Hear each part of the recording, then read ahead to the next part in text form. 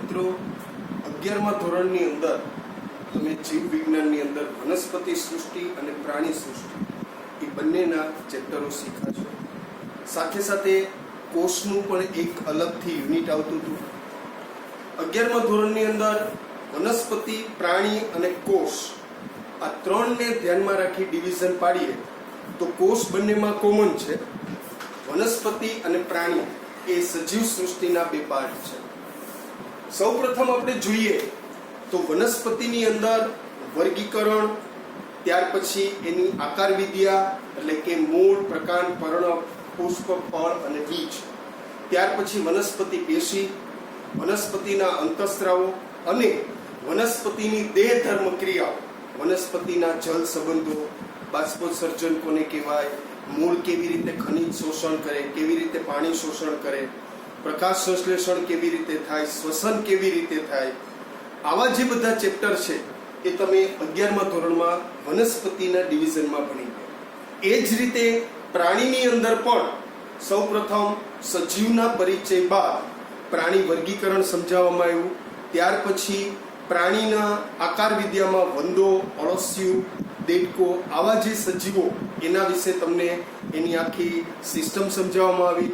સાથે સાથે પ્રાણી પેશી પણ તમને ભણાવવામાં આવી કે જે 4 પ્રકારની છે: અધિચ્છદીય પેશી, સંયોજક પેશી, સ્નાયુ પેશી અને ચેતા પેશી. એટલે એક પ્રકારનું પ્રાણીનું પણ ફંડામેન્ટલ તમે 11મા ધોરણમાં ભણી ગયા છો.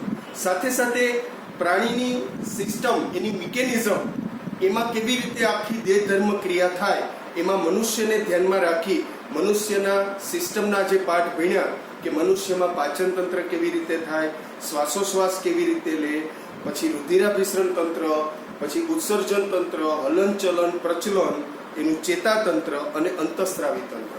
આટલી સિસ્ટમ જે છે એ તમને એક પ્રાણીમાં 11મા ધોરણમાં ભણાવવામાં આવી. હવે એના આધારે 12મા ધોરણમાં કેટલી વસ્તુ બાકી રાખી છે. સિલેબસને જે વહેંચવામાં આવ્યું એમાં 11th અંદર તમે લોકો આટલું સોલ્વ કરીને આવો છો. હવે 12મામાં વનસ્પતિ યુનિટ પણ છે, પ્રાણી યુનિટ પણ છે, સાથે સાથે જીનેટિક્સ એટલે કે આખું રંગસૂત્ર ઉપરનું પણ એક અલગ યુનિટ છે, બાયોટેકનોલોજીના પાર્ટ છે અને પર્યાવરણના પાર્ટ છે. તો આ રીતે 5 યુનિટ તમારે 12મા ધોરણમાં સોલ્વ કરવાના છે અને 5 યુનિટના ભેગા મળી અને કુલ 17 ચેપ્ટર છે. તો સૌપ્રથમ આપણે જોઈએ તો યુનિટ 1 ની અંદર એને તમને વનસ્પતિ અને પ્રાણીના પ્રજનનનું આખું યુનિટ રાખ્યું છે. એમાં પહેલું ચેપ્ટર જે છે એ કોમન મૂક્યું છે, જેમાં સજીવોમાં પ્રજનન કરીને તમને સમજાવવામાં આવ્યું છે. એમાં બંને વનસ્પતિ અને પ્રાણી બંને વિશે માહિતી છે કે ભાઈ પ્રજનન જે છે એ કેટલી રીતે થાય, લિંગી પ્રજનન વનસ્પતિમાં કેવી રીતે થાય, પ્રાણીમાં કેવી રીતે થાય, અલિંગી પ્રજનન કેવી રીતે થાય, આવો પ્રાથમિક માહિતી આપતો પહેલો પાઠ એણે મૂક્યો છે. પછી બીજા પાઠની અંદર એણે સપુષ્પી વનસ્પતિનું પ્રજનન સમજાવ્યું છે. સપુષ્પી વનસ્પતિ ઉચ્ચ કક્ષાની વનસ્પતિ, જે રીતે તમે 11મા ધોરણની અંદર વનસ્પતિ વર્ગીકરણ ભણી ગયા એમાં એકાંગી, દ્વિઅંગી, ત્રિઅંગી આ જે 3 આવતી એ અપુષ્પી વનસ્પતિ હતી અને સપુષ્પીની અંદર અનાવૃત અને આવૃત બીજધારી વનસ્પતિ આવતી હતી. સૌથી ઉચ્ચ પ્રકારની વનસ્પતિ ગણો તો આવૃત બીજધારી વનસ્પતિ છે. એ સપુષ્પી વનસ્પતિનું પ્રજનન એ આપણે બીજા પાઠમાં ભણવાનું છે. ત્રીજો પાઠ પ્રાણીના પ્રજનન તરીકે મૂક્યો છે અને પ્રાણીની અંદર મનુષ્યનું આખું પ્રજનન તંત્ર આપણને સમજાવવામાં આવ્યું છે. તો ત્રીજો પાઠ જે છે એ મનુષ્યનું પ્રજનન તંત્ર છે અને ચોથો પાઠ મનુષ્યને ધ્યાનમાં રાખી પ્રજનનિક સ્વાસ્થ્ય વિશે આપણને સમજાવવામાં આવ્યું છે. તો પહેલું યુનિટ આ 4 પાઠનું છે: સજીવોમાં પ્રજનન, સપુષ્પી વનસ્પતિમાં પ્રજનન, પ્રાણીમાં એટલે કે મનુષ્યમાં પ્રજનન અને પ્રજનનિક સ્વાસ્થ્ય. એટલે પ્રજનનનું એક યુનિટ 4 ચેપ્ટરનું. પછી બીજું યુનિટ જે છે એ આનુવંશિકતાને ધ્યાનમાં રાખી આખું જીનેટિક્સનું યુનિટ છે. એમાં આનુવંશિકતા અને ભિન્નતા એ સમજાવવા માટે એક ચેપ્ટર મૂક્યું છે. આણ્વીય આધાર, આનુવંશિકતાનો આણ્વીય આધાર એટલે કે ડીએનએ ની રચના કેવી છે, કેવી રીતે ન્યુક્લિયોટાઇડ્સ ગોઠવાય અને આરએનએ અને ડીએનએ બનાવે છે, ડીએનએ કઈ રીતે વર્ક કરે છે, એમાંથી પ્રોટીન કઈ રીતે બને છે, આ તમામ ડિટેલમાં માહિતી આપણને આણ્વીય આધારમાં સમજાવી છે અને એક ત્રીજો ઉદ્વિકાસનો એક પાઠ મૂકી દીધો છે. તો યુનિટ નંબર 2 ની અંદર આનુવંશિકતા અને ભિન્નતા આપણને સમજાવી, સાથે સાથે ડીએનએ નું આખું સ્ટ્રક્ચર અને એની આખી પ્રોસેસ, કાર્ય કરવાની આખી ક્ષમતા આપણને સમજાવી, સાથે સાથે જૈવિક ઉદ્વિકાસ વિશે પણ આપણને માહિતી આપી. તો આ 3 પાઠનું જે યુનિટ છે એ બીજું યુનિટ છે, એટલે આપણા 4 અને 3 કુલ 7 પાઠ થયા. ત્યાર પછી ત્રીજું યુનિટ જે છે એની અંદર એને બધું બેઝિકલી જીવ વિજ્ઞાનને લગતી વસ્તુ મૂકી છે. દાખલા તરીકે એક પાઠ મૂક્યો છે માનવ સ્વાસ્થ્ય અને રોગો. એની અંદર આપણે મનુષ્યમાં થતા રોગો, ચેપી રોગો, બિનચેપી રોગો, મચ્છરથી થતા રોગો, ફૂગથી થતા રોગો, બેક્ટેરિયાથી થતા રોગો, વાયરસથી થતા રોગો, આવા બધા રોગો વિશે જાણકારી આપણને આપી છે. સાથે સાથે ઇમ્યુનિટી, આપણી રોગ પ્રતિકારક શક્તિનો પણ મુદ્દો મૂક્યો છે. એ ઉપરાંત નશાકારક તત્વો અને તરુણ અવસ્થાની સમસ્યા, આ રીતે આપણને માનવ સ્વાસ્થ્ય અને રોગોનો એક પાઠ છે. એ ઉપરાંત બીજો પાઠ છે અન્ન ઉન્નતીકરણ અને કાર્યનીતિ. આ પાઠની અંદર જેમ જેમ વસ્તી વધારો થતો જાય એમ એમ ભારત કૃષિ પ્રધાન દેશ છે, પરંતુ ઓછી જમીનની અંદર વધારે પડતું ઉત્પાદન મેળવવું, ક્વોલિટી વાળું ઉત્પાદન મેળવવું અને પૂરતા તત્વો સભર પાકને મેળવવો, એ માટે અન્ન ઉન્નતીકરણ અને કાર્યનીતિ જે છે એની અંદર આપણે ડિટેલમાં માહિતી લેવાની છે. અને ત્રીજો પાઠ એ યુનિટમાં મૂક્યો છે માનવ કલ્યાણમાં સૂક્ષ્મ સજીવોનો ફાળો, અથવા તો સૂક્ષ્મ સજીવો થકી માનવનું કલ્યાણ. આ એક ચેપ્ટર આપણને સમજાવ્યું છે. આમાં આપણે 2 ચેપ્ટરમાં વિરોધાભાસ થશે. આ યુનિટની અંદર માનવ સ્વાસ્થ્ય અને રોગો છે, એમાં સૂક્ષ્મ સજીવો માનવને કેવી રીતે રોગ ઉત્પન્ન કરી શકે એના વિશે માહિતી આપી છે. પરંતુ એ જ યુનિટની અંદર આ ચેપ્ટર મૂક્યું છે માનવ કલ્યાણ અને સૂક્ષ્મ જીવો. એટલે એ જ ચેપ્ટરમાં એવું કહેવા માંગે છે કે સૂક્ષ્મ જે સજીવો છે એ માણસને કેવી રીતે ઉપયોગી થાય છે. તો વિચારો કે બેક્ટેરિયા, વાયરસ, ફૂગ આવા ઓછા છે કે જે આપણને નુકસાન કરે. બાકી મોટા ભાગના આવા બેક્ટેરિયા, ફૂગ જે છે એ આપણને મોટી રીતે ફાયદાકારક છે. માનવ કલ્યાણમાં સૂક્ષ્મ સજીવોની અંદર કયા કયા સૂક્ષ્મ સજીવમાંથી કેવી કેવી પ્રોડક્ટ આપણે બનાવીએ છીએ, જેનો આપણે ખોરાક તરીકે ઉપયોગ કરીએ છીએ, ઔદ્યોગિકમાં પણ આપણે ઉપયોગ કરીએ છીએ. આ રીતના જૈવિક ખાતર, જૈવિક નિયંત્રણ, એ તમામ વસ્તુ આપણને માનવ કલ્યાણ અને સૂક્ષ્મ સજીવમાં કયા સૂક્ષ્મ સજીવથી આપણને કયો ફાયદો છે એ વિશે આખો સમજાવતો પાઠ છે. તો આ 3 જે પાઠ છે એ આખા સોશિયલી રોગોના, રોગ પ્રતિકારક શક્તિના, અન્ન ઉત્પાદનના અને સૂક્ષ્મ સજીવો કેવી રીતે ફાયદો કરે એનું એક યુનિટ છે.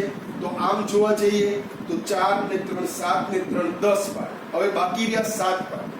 તો ચોથા યુનિટની અંદર બાયોટેકનોલોજી આપણે ભણવાનું છે. બાયોટેકનોલોજીમાં 2 ચેપ્ટર મૂક્યા છે. જે રીતે આપણે ડીએનએ વિશે માહિતી લેશું તો એ ડીએનએ ના આધારે બાયોટેકનોલોજી 1 ની અંદર કેવી રીતે રીકોમ્બિનન્ટ ડીએનએ બનાવી શકાય, રિસ્ટ્રિક્શન ઉત્સેચકો કોને કહેવાય, કેવી રીતે આપણે ડીએનએ માં ફેરફાર કરી અને નવું ડીએનએ આપણે બનાવી શકીએ, એના વિશે આપણને માહિતી કહે છે. અને બીજો બાયોટેકનોલોજીનો પાઠ એ છે કે બાયોટેકનોલોજીનું આયોજન શું કામ, એ આપણને શું ફાયદો કરે છે અને એનાથી કેવી કેવી સમસ્યાઓ આવે છે એને સમજાવતો બીજો પાઠ છે. તો બાયોટેકનોલોજી જે છે એ ડીએનએ ઉપર કરવામાં આવતી માનવ આખી પ્રોસેસ છે, માનવ સર્જિત પ્રોસેસ છે. તો યુનિટ 4 ની અંદર બાયોટેકનોલોજીના 2 પાઠ છે, એટલે એને ધ્યાનમાં રાખી અને કુલ 12 પાઠ થયા. ત્યાર પછીનો છેલ્લો યુનિટ પર્યાવરણનો યુનિટ છે. પર્યાવરણની અંદર આપણને 4 ચેપ્ટર મૂકવામાં આવ્યા છે. એમાં એક ચેપ્ટર છે સજીવ અને વસ્તી, બીજું છે નિવસન તંત્ર, ત્રીજું છે જૈવ વિવિધતા અને તેનું સંરક્ષણ, અને ચોથું છે પર્યાવરણીય સમસ્યાઓ. તો આ રીતે જોવા જાવ તો 4 ને 3 7 ને 3 10 ને 2 12 13 14 15 16 અને 17 પાઠનું આખું એક યુનિટ થાય છે. આપણે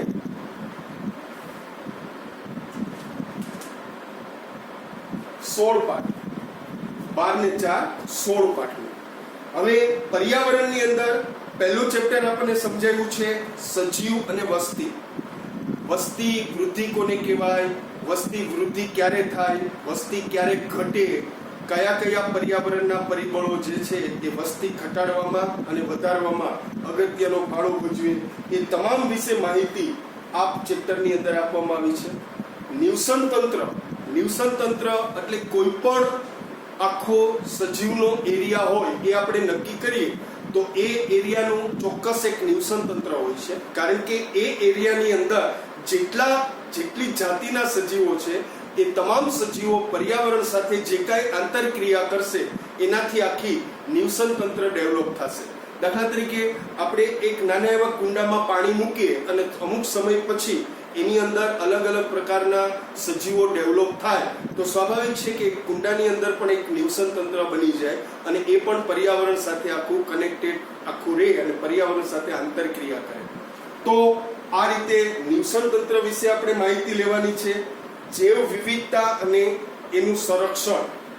પૃથ્વી ઉપર આપણે આમ જોઈએ તો બંને ધ્રુવો અને વચ્ચે આવે વિષુવવૃત્ત. ધ્રુવ પ્રદેશની અંદર જૈવ વિવિધતા ઓછી છે. જૈવ વિવિધતા એટલે વિવિધ પ્રકારના જાતિઓના પ્રાણીઓ કે જ્યાં વસતા હોય. જે વસાહતની અંદર વધારે પડતી જાતિના સજીવો રહેતા હોય તો એની જૈવ વિવિધતા વધારે કહેવાય, પરંતુ જ્યાં ઓછી જાતિના સજીવો જોવા મળે તો એ વિસ્તારની જૈવ વિવિધતા ઓછી કહેવાય. તો આપણી પૃથ્વીમાં ધ્રુવ પ્રદેશ જે છે એની જૈવ વિવિધતા ઓછી છે, પરંતુ જેમ જેમ વિષુવવૃત્ત તરફ આવતા જઈએ એમ એમ જૈવ વિવિધતામાં વધારો થતો જાય છે. આ ચેપ્ટરની અંદર આપણને એ સમજાવવામાં આવે છે કે કોઈ વિસ્તારની અંદર જે અમુક જાતિના સજીવો હોય એ ધીમે ધીમે લુપ્ત થવા માંડે તો આપણું ધ્યાન ખેંચાય છે કે આ જાતિના સજીવો લુપ્ત થવાનું કારણ શું છે. તો એને બચાવવા માટે જે કાંઈ એની આખી જાતિ બચાવવા માટે જે કાંઈ પ્રયત્નો કરવામાં આવે છે, એની જાતિ લુપ્ત શું કામ થાય છે એના કારણો ગોતવામાં આવે છે. આ રીતે એના કારણો ગોતી અને જે તે જાતિ આપણામાંથી લુપ્ત થતી હોય એને આપણે બચાવવી એ આખું જૈવ વિવિધતા અને એના સંરક્ષણની અંદર સમજાવી જાય છે. ત્યાર પછી આવે છે પર્યાવરણીય સમસ્યા. પર્યાવરણીય સમસ્યાની અંદર ખાસ કરીને 3 મુખ્ય સ્ત્રોત છે: હવા, પાણી અને જમીન. આ ત્રણેય સ્ત્રોત કેવી રીતે શુદ્ધ રહે અને પ્રદૂષિત કેવી રીતે થાય. હવા જે છે એના પ્રદૂષિત થવાના કારણો કયા કયા છે, એનું નિવારણ આપણે કઈ રીતે કરી શકીએ, પ્રદૂષિત હવા આપણને કઈ રીતે હાનિકારક છે એ હવાનો આખો મુદ્દો છે. ત્યાર પછી પાણી, પાણી કેવી રીતે પ્રદૂષિત થાય છે, પ્રદૂષિત પાણીથી કયા કયા રોગ થાય છે.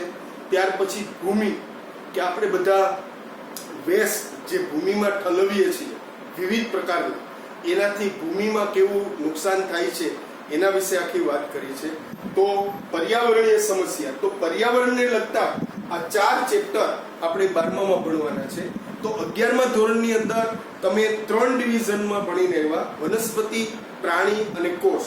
જ્યારે 12માની અંદર તમને 2 નવા મળ્યા. એક પર્યાવરણનું મળ્યું, બાયોટેકનોલોજીનું મળ્યું અને જીનેટિક્સનું મળ્યું, અને સાથે સાથે સોશિયલ જે માનવ સ્વાસ્થ્ય રોગો એનું એક આખું અલગ યુનિટ મળ્યું.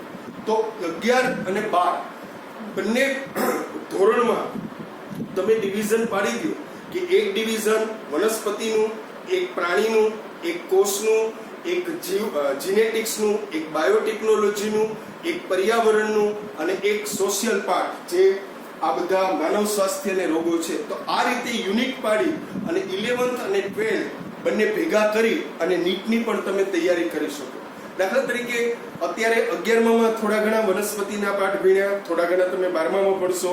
ખાસ કરીને 12માની અંદર પ્રજનનના જ પાઠ મૂક્યા છે, વનસ્પતિને પ્રાણીને ધ્યાનમાં રાખીને. બાકી તો બધા અલગ અલગ જ પાઠ છે. પર્યાવરણના પાઠ છે, માનવ સ્વાસ્થ્ય અને અન્નના પાઠ છે, જીનેટિક્સ ને બાયોટેકનોલોજીના છે.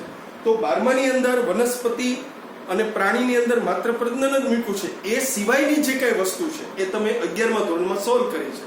તો હવે તમે યુનિટ પ્રમાણે તમે જુઓ કે તમે વનસ્પતિનું એક યુનિટ પકડો તો વનસ્પતિનું વર્ગીકરણ, વનસ્પતિની આકાર વિદ્યા એટલે કે મૂળ, પ્રકાંડ, પર્ણ, પુષ્પ, ફળ અને બીજ, પછી વનસ્પતિની પેશી, વનસ્પતિના અંતઃસ્ત્રાવો, વનસ્પતિના જલ સંબંધો, વનસ્પતિ કેવી રીતે ખનિજ પોષણ લે, વનસ્પતિમાં કેવી રીતે પ્રકાશ સંશ્લેષણ થાય, વનસ્પતિ કેવી રીતે શ્વસન કરે, વનસ્પતિમાં કેવી રીતે પ્રજનન થાય. આટલા જે તમે પાઠ કરો એટલે 11-12નું વનસ્પતિ યુનિટ તમારું પૂરું થઈ ગયું.